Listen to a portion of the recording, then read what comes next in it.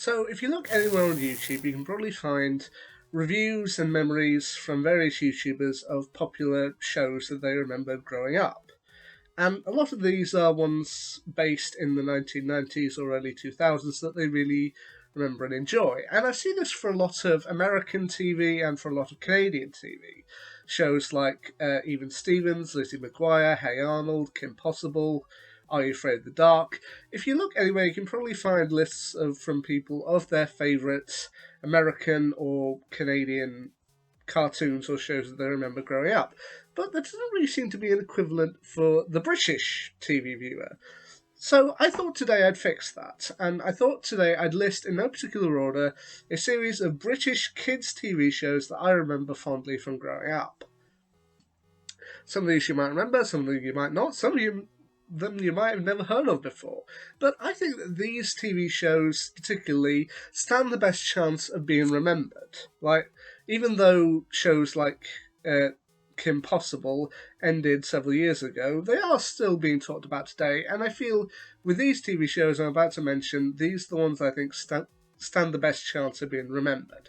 So as I said, in no particular order, the first one I'm going to start off with is the British TV game show Raven.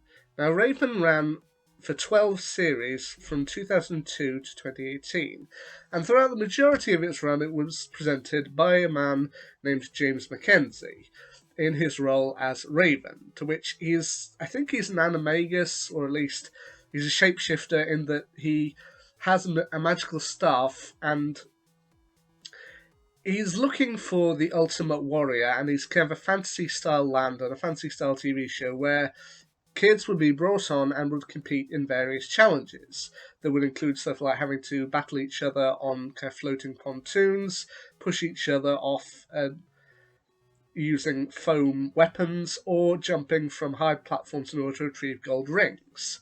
Now, with each contestant, they all got 9 lives, which were represented by feathers. And if you gained 9 gold rings, you could trade those and gain back a life that you had lost. However, for every challenge that you lost or unable to complete, you would lose a life. Now, the other big setup of this show was that there were demons which would appear in the challenges and make things harder, and at the end of each day, there was the person who had the lowest number of lives would have to complete in a style obstacle course called the Way of the Warrior. And this was apparently notoriously difficult. I've heard that only actually 4 children ever actually managed to complete it. Or at least that's what my research says. And then at the end of each kind of week, they would have to face off against the villain known as Navar, which is basically Raven backwards. I mean, it was a great show, and you can definitely find great reviews of it from other people on YouTube. But I'd suggest definitely check it out. It's a fun one. Now, the next show I want to talk about that I feel has a good chance of being remembered, this one sounds like it was created in a boardroom, but it was called Am I High? And it ran for 7 seasons from 2007 to 2014. The idea was you had this high school, and it's presided over as a head teacher by Mr. Flatley, Mr. Kenneth Flatley, a teacher played by Chris Stanton, who is usually a bit gormless. He means well, but he doesn't always know what's going on. And the caretaker, who for the first 2 series was portrayed by Danny John Jules, and later on they swapped it around, so the new caretaker was played by Johnny Freeman. They are actually working for MI9, and they're training the next level of young spies. Which of the first 2 series, you had teenage spies played by Rachel Petlawawa, Bel Powley, and Mustafa Hussein Oglu. And then, from then on, Rachel Petlawawa stayed around, but then she got a new team that consisted of her, Charlene Osogu, and Ben Kerfoot. And then, kind of from after they left in Series 5, a whole new team was put together that included Sam Strike, Oscar Jacks, Oyiza Momo, Natasha Watson, and Julia Brown. And I will admit, from the start, it does sound like it was created in a boardroom. Kind of teenagers, spies, combine them together, you've got teenage spies.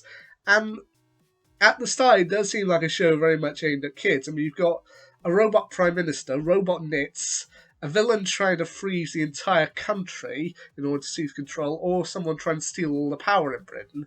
But then later on, the show did develop and did give us a lot more kind of weird storylines that, okay, did seem a bit more kind of juvenile.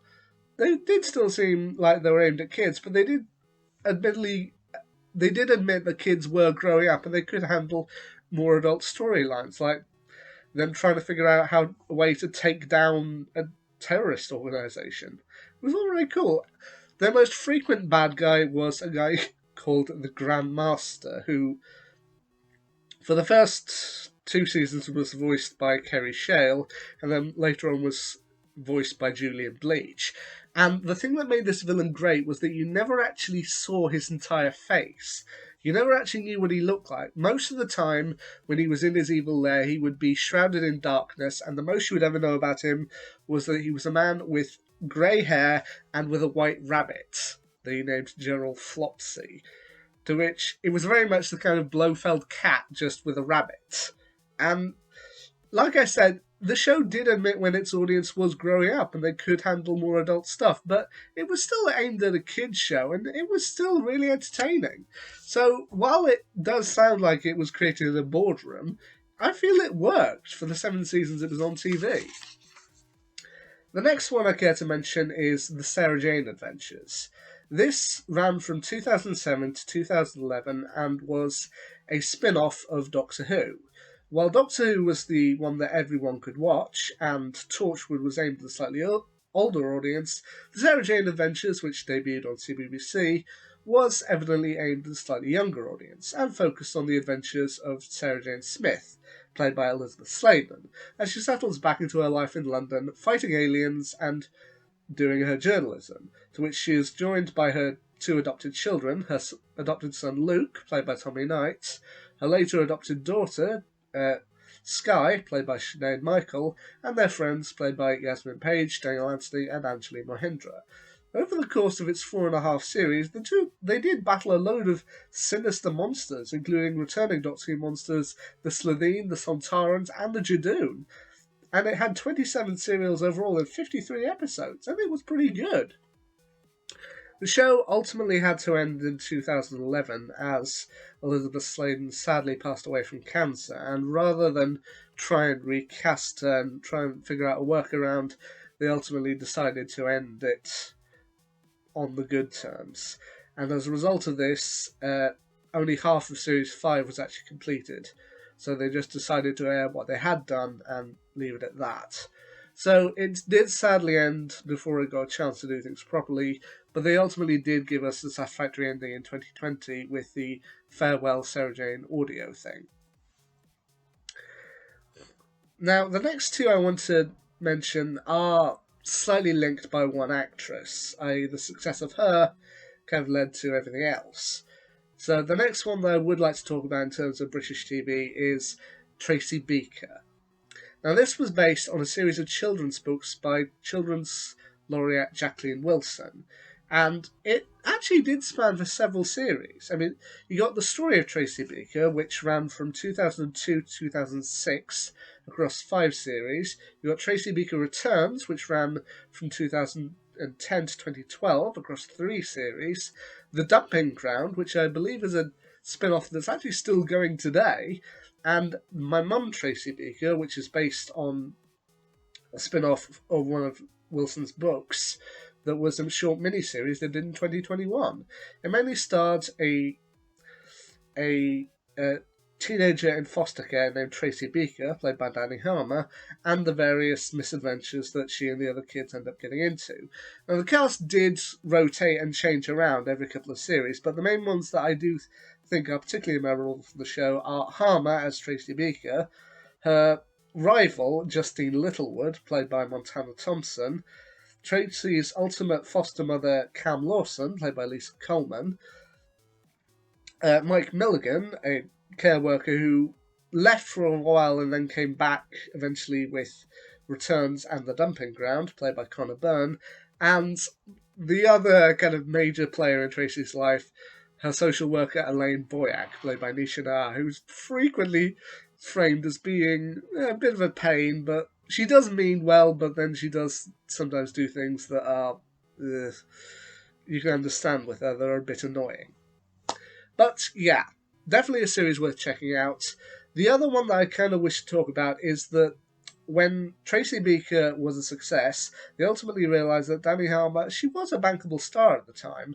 So they eventually released a series called Danis House, which, in a style similar to shows like Seinfeld, they ultimately made Dani Harmer play a fictional version of herself. So the show originally ran for 5 series and showed Dani growing up as a teenager to young adult. She's a working actress. She's going out playing roles, but then she also is kind of living at home and is her parents are never there, so most of the time she has to look after her younger brother, played by Sebastian Applewhite, and deal with problems that he causes alongside his best friend Ben, played by James Gandy, while also hanging out with her friends, played by Harry Culverhouse, Clarissa Clayton, Dara Mortal, and Steph White. And while this all might sound normal up to this point, the thing that makes this show normalish to weird is that she's actually being observed by 2 aliens, played by Harmer and Culverhouse, and they're on a mission to learn about human culture. Yeah, things just got weird, didn't it? Now, the last show I quickly want to talk about that I actually forgot about when I was putting together the list to talk about here, but the other show I do want to talk about here is Shaun the Sheep, because how could I do a list about British kids' TV and not talk about Shaun the Sheep?